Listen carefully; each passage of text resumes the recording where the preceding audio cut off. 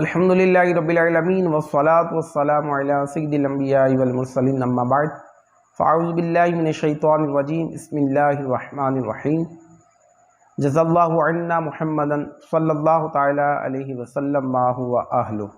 السلام علیکم ورحمۃ اللہ وبرکاتہ۔ الحمدللہ رب العالمین، آج ایک بار پھر ایک نیا موضوع لے کر آپ کی خدمت میں حاضر ہیں۔ آج کا جو ہمارا روحانی علاج ہے، میری مراد کالے جادو کا توڑ۔ آج کا جو ہمارا روحانی علاج ہے وہ کالے جادو کا توڑ ہے۔ اس کو آپ توجہ سے سماعت فرمائیں تو انشاءاللہ الرحمن بہت سارا آپ کو فائدہ حاصل ہوگا کہ کالا جادو ہوتا کیا ہے اور اس کا توڑ کیا ہے۔ جادو کو لوگ کالا جادو کہتے ہیں، حالانکہ جادو ہوتا ہی کالا ہے۔ اسی طرح جادو کو لوگ میلا بھی بولتے ہیں اور کہتے ہیں کہ کسی نے میلا کروا دیا ہے۔ جادو اگرچہ ایک دوسرے پر کروایا جاتا ہے مگر ایسا بہت کم ہے۔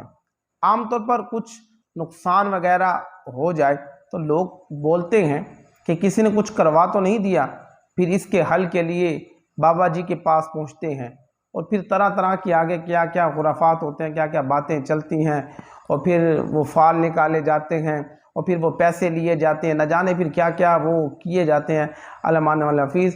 تو ہمیں چاہیے کہ جو آسان طریقہ جو قرآن و حدیث میں ہمیں ملا ہو اس کے مطابق عمل کرنا چاہیے۔ ان بابوں کے پاس جانے سے ہمیں بچنا چاہیے۔ تو ہر بندہ جادو کروائے ضروری نہیں ہوتا، تو کچھ ہماری اپنی بھی کوتاہیاں ہوتی ہیں، سستیاں ہوتی ہیں جن پر ہمیں غور و فکر کرنے کی ضرورت ہوتی ہے۔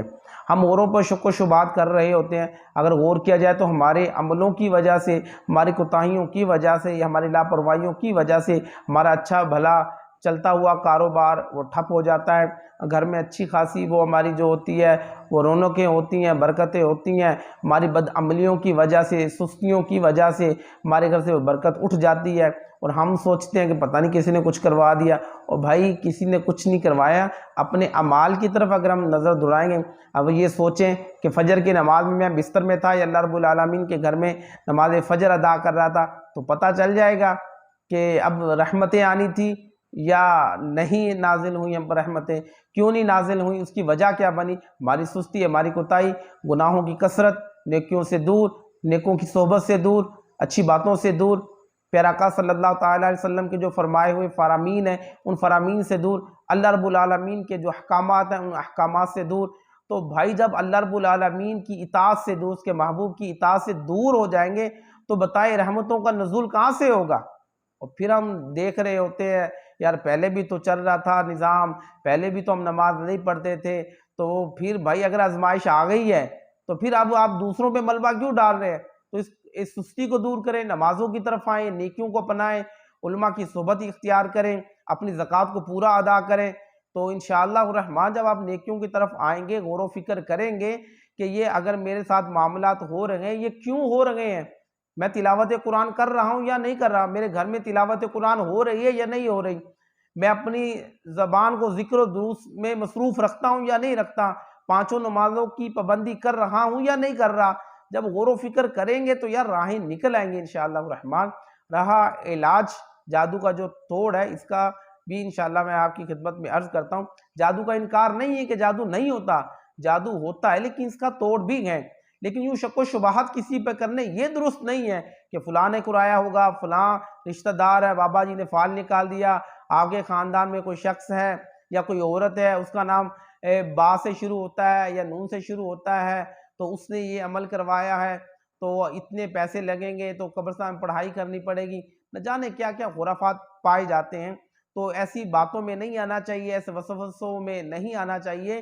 اللہ رب العالمین کی ذات پہ توکل رکھنا چاہیے کہ اللہ رب العالمین کی جو ذات مبارکہ ہے وہی ہمارے مسئلوں کا حل نکالنے والی ہے۔ اس کی بارگاہ میں حاضری دیں، نمازوں کی پابندی کریں، اس کی بارگاہ میں گڑ گڑائیں، دعائیں مانگیں، روئیں، انشاءاللہ مسئلے حل ہونا شروع ہو جائیں گے۔ اس کے محبوب کی اطاعت کریں، تلاوت قرآن کی کثرت کریں تو انشاءاللہ الرحمن آپ دیکھیں برکتوں کا نزول ہی نزول ہو جائے گا۔ وہ جو دن پھر گئے تھے ہماری طرف، ہم سے روٹ گئے تھے، وہ انشاءاللہ وہ واپس لوٹ آئیں گے۔ تو آئے اپنے اس روحانی علاج کی طرف ہم بڑھتے ہیں کہ جادو کا جو علاج ہے وہ کیا ہے۔ نمبر 1، لا الہ الا اللہ، لا الہ الا اللہ۔ اگر کسی پر سحر ہو، یعنی اگر کسی پر جادو ہو، تو کوئی بھی شخص لا الہ الا اللہ 101 بار، 101 بار لا الہ الا اللہ پڑھ کر سحر زدہ، یعنی جس پر جادو کیا گیا ہو اس پر دم کیا جائے، یا یہی لکھ کر دھو کر پلا دیا جائے، انشاءاللہ الرحمن جادو کا اثر ختم ہو جائے گا۔ یعنی جس پر جادو ہو، کوئی بھی جو پاس ہو، وہ لا الہ الا اللہ 101 بار پڑھ کے اس پہ دم کر دے، یا کسی چیز پر لکھ کر اس کو پانی میں گھول کر اس کو پلا دیں، انشاءاللہ الرحمن جادو کا اثر جو ہے وہ ختم ہو جائے گا اللہ پاک کی رحمت سے۔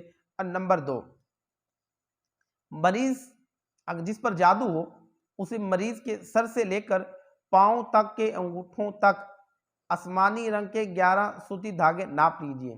یعنی جس پر جادو ہے، جس پر جادو کیا گیا ہے، جو مریض ہے، اس کے سر سے لے کر پاؤں تک، یعنی پاؤں کا جو انگوٹھا ہے یہاں تک آسمانی رنگ کے 7 دھاگے لے کر، سوتی جو ہوں، اس کا ناپ لے لیا جائے۔ ان 11 دھاگوں کو 2 مرتبہ طے کر لیجئے۔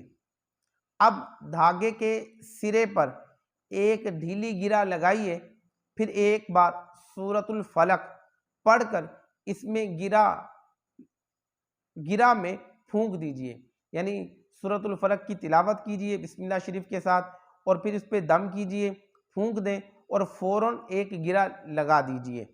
اسی طریقے پر 11 گرہیں لگائیں، یعنی کہ وہ جو دھاگا آپ کے پاس تھا اس پہ آپ نے بسم اللہ الرحمن الرحیم پڑھ کے سورہ فلق کی تلاوت کیجئے، تلاوت کرنے میں اس پہ دم کیجئے اور پھر ایک گرہ لگا دیجئے، پھر بسم اللہ الرحمن الرحیم پڑھیے، سورۃ الفلق پڑھیے، سورۃ الفلق پڑھنے کے بعد اس دھاگے پہ دم کیجئے، یعنی پھونک ماریں اور اس کو پھر ایک گرہ لگا دیں۔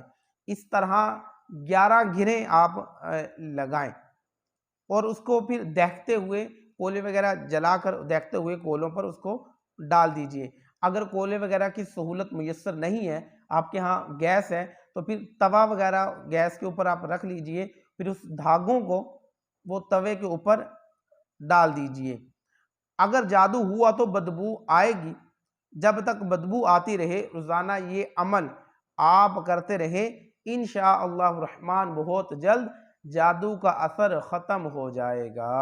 یہ بہت آسان سا عمل ہے، 2 عمل میں نے آپ کی خدمت میں عرض کیے۔ تو اللہ پاک رب العالمین مجھے آپ سب کو جادو کے اثر سے محفوظ فرمائے، لوگوں کے واروں سے محفوظ فرمائے، نظر بد سے اللہ پاک ہمیں محفوظ فرمائے۔ اللہ پاک ہمارے اہل خانہ کی، ہمارے کاروبار کی، اور بالخصوص ہمارے ایمان کی حفاظت فرمائے۔